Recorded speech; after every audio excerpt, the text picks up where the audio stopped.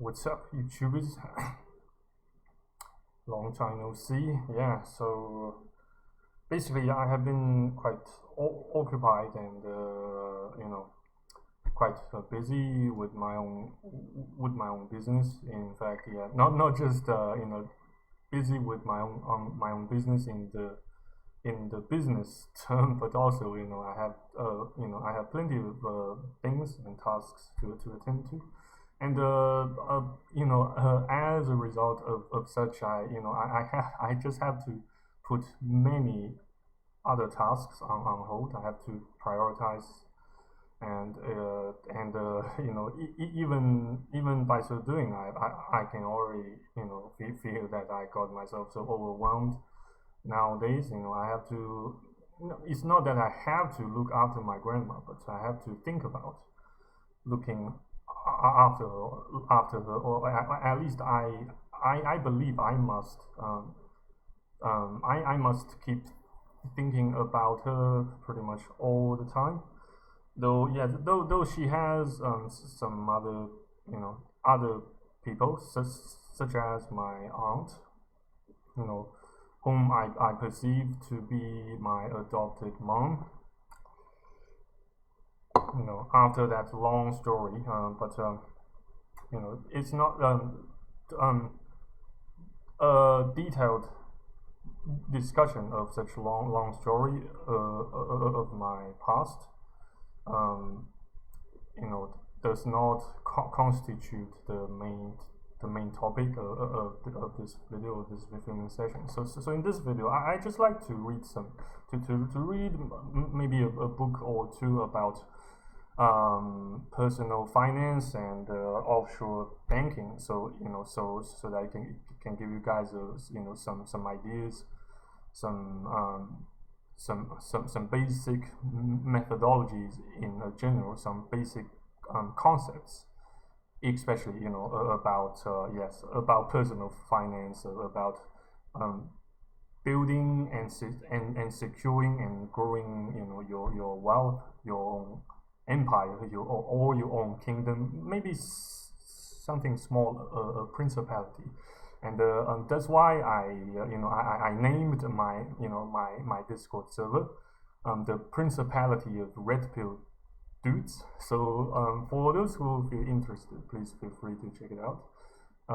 Link is in the description below this video. So yeah, let's without further ado, next I would like to read some. I would like to read some parts of the book called Secrets of Swiss Banking and Owner's Manual to Quietly Building a Fortune. Apparently it is written by Hoyt Barber.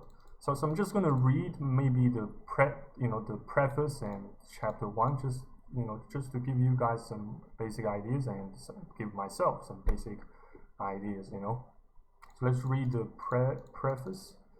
Prefaced. Switzerland, the word itself conjures up a multitude of images, nearly all quite positive and most virtually in the realm of the magical, mystical, and too good to be true.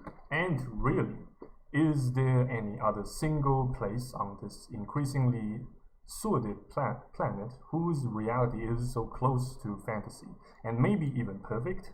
Switzerland is a breathtaking wonderland of majestic Alps, vaulting to the sky, charming villages nestled down deep in the valleys, pristine lakes of profound clarity, and cities of such cleanness, beauty, and order that it seems like some deity designed and built them. And then, well, there's all that money. And what about all the fantastic things that such money can buy, resting beautifully behind rows and rows of elegant shop windows? Just amazing. So let's resume. And banks, how can there be so many banks? And it is true that these banks, located in this beautiful fairy tale of a country, actually contain and control about 40% of the world's private wealth. Yes? Wow, well, how come? Switzerland and the subject of Swiss banking have evolved over the past few decades, but the fabled ability of the Swiss banks to attract such incredible sum of money from all over the world, has only increased over time, strengthening this little country's position in the world. Why? Although Switzerland does sometimes seem almost perfect. So yeah, so far as I can see, yeah, I would also like to to deposit maybe a few $1,000 into a Swiss offshore account. But nevertheless, I would like to make this video publicly accessible to all. Though it contains maybe a little bit too much sensitive information about myself and about my current plans and mindsets to attain financial freedom, and not just financial freedom, also physical freedom. By using offshore accounts.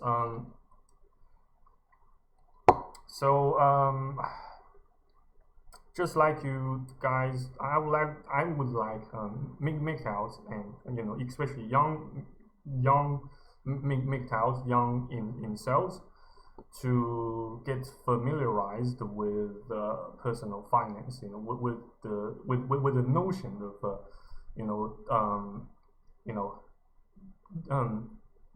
different quadrants of income, of socio-economic status, as defined by Rich Dad and Poor Dad, the book series, and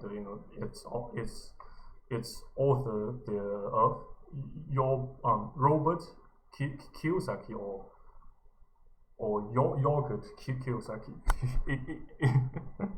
Excuse me, I beg your pardon for my poor random access memory. But yeah, let us resume. So, where were we? Although Switzerland does sometimes seem almost perfect, and in many ways it really is, this small nation, like most other countries, is a part of the real world, and like them, it is faced with its own set of challenges. But the fact remains that Switzerland has grown itself to grow stronger and to remain independent in the face of global geopolitics, including pressures from the international bodies like the European Union, EU, to join them, and the negative efforts of the Organization for Economic Cooperative Development, OECD, which tries to coerce Switzerland's compliance and future to suit its specific agenda.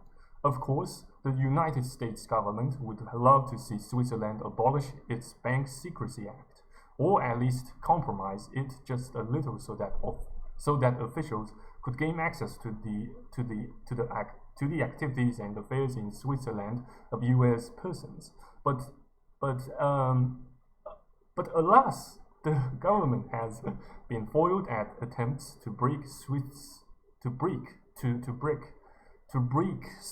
secrecy for decades, and the EU has plenty of economically unstable nations crammed under the same umbrella, with the richer economic engines of Germany and France. It would suit the EU well to have Switzerland thrown into the mix. Then it would stand a chance to force its will on Switzerland, and therefore the world in general, in a variety of ways. In fact, the mere act of joining the EU would homogenize Switzerland into a larger single economy, transforming its well-known individuality until the day there wouldn't be any. So, oh my God, yeah. So it sparkles such multitude of thoughts and ponderings in my sorry ass and in my pathetic brain. So apparently, Switzerland plays a vital role now, in nowadays highly globalized and probably also highly dishomogenized economy. And which pretty much also indicates that for those who aspire to have their wealth as much secured as possible, you'd better open an offshore account in Switzerland. So let us proceed. So where is it?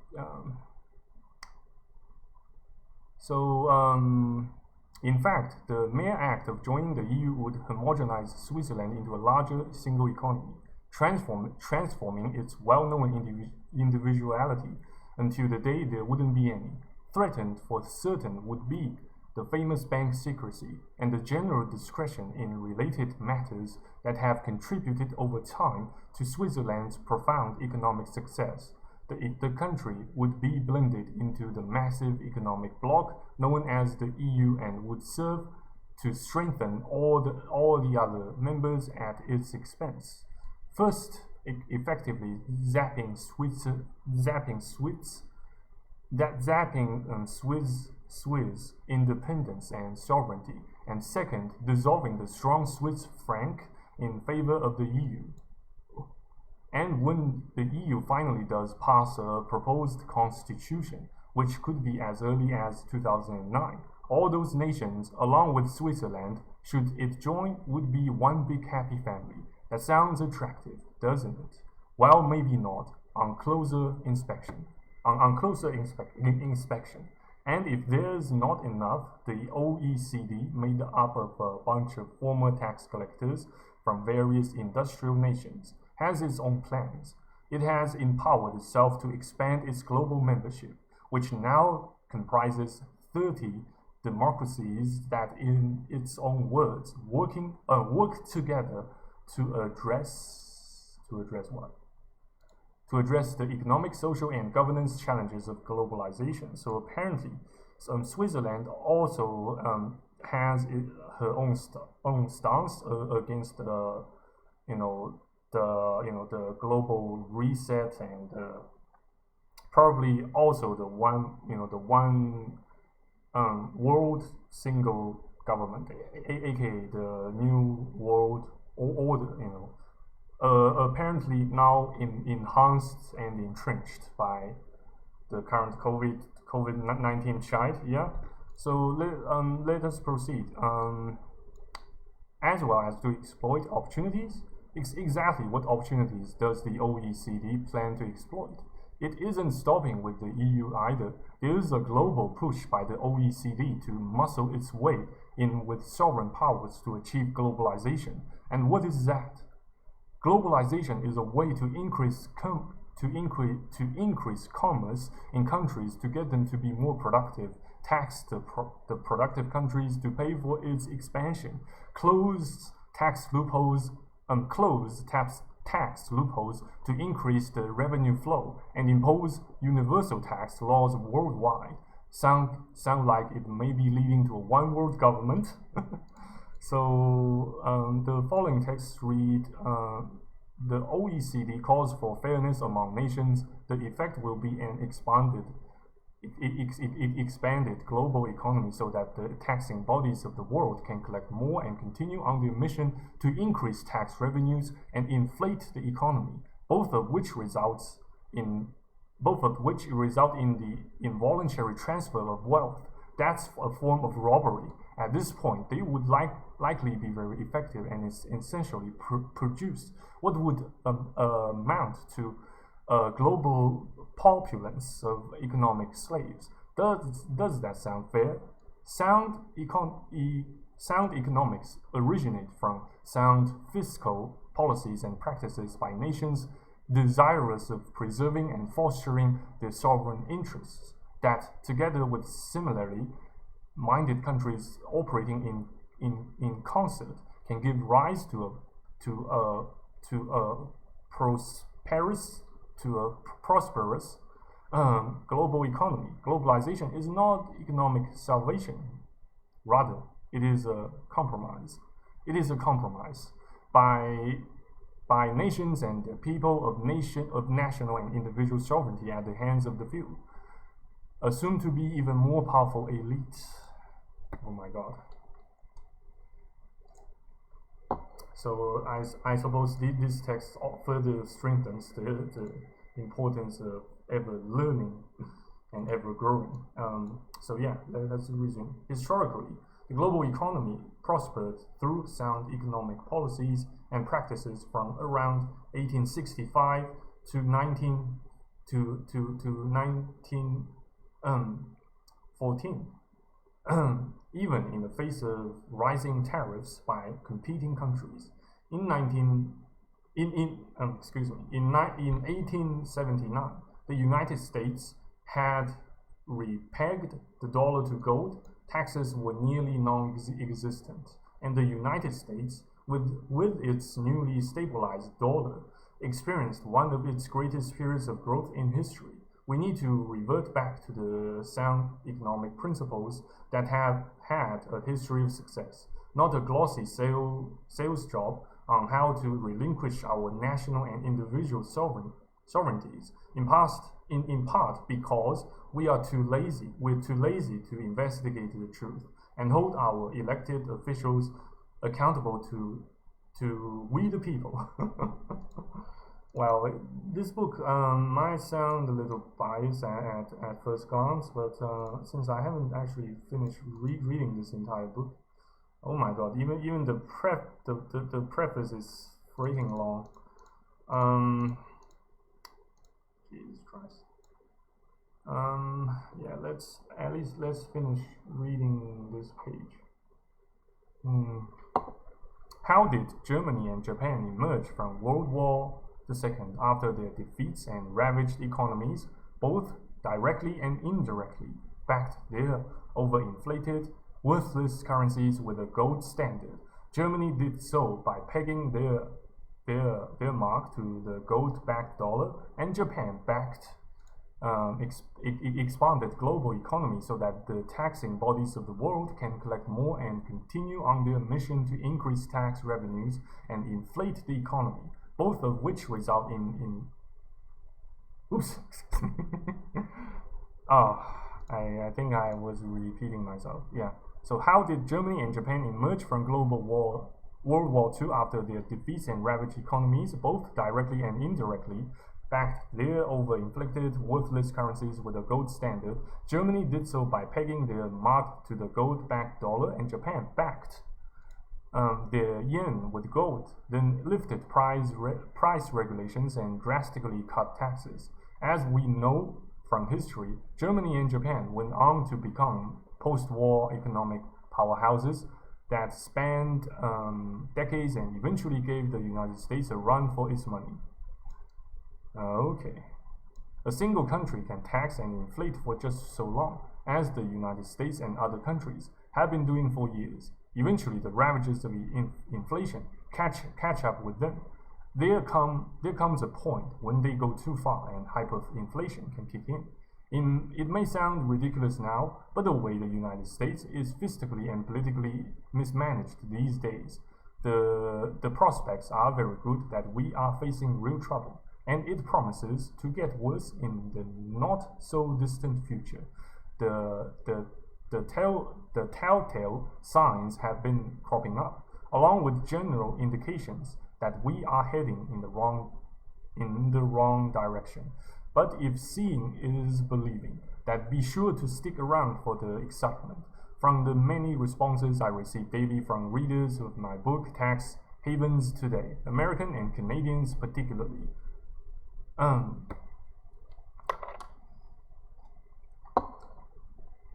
yeah,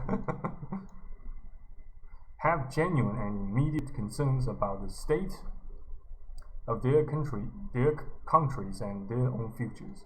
The rise to fascism begins in just this way. A government in power debases the currency, thereby undermining the economy, which ultimately leads to the collapse of the government. This action paves the way for a replacement regime, usually in an authoritarian form, with a new leader who makes a lot of promises. Sounds like Hitler. imposes his death grip on society, then proceeds to exploit the country and its people 6 ways from Sunday, starting the circle all over again, only worse. In 1933, that leader was Adolf Hitler. Many of the clamps that were put into place after he took power can also occur in the United States, Canada, elsewhere, as I outline in this book. As examples, consider any number of restrictions on your freedoms, including possibly the ability to travel or to move your money or other assets out of your country. Whenever there are signs, and today in the United States, there are plenty of moves in these directions, your personal sovereignty and freedom are potentially threatened, and your future stands a good chance of being severely compromised. The Chambers Dictionary defines fascism as the authoritarian form of government in Italy from 1922 to 1943, characterized by extreme nationalism, militarism,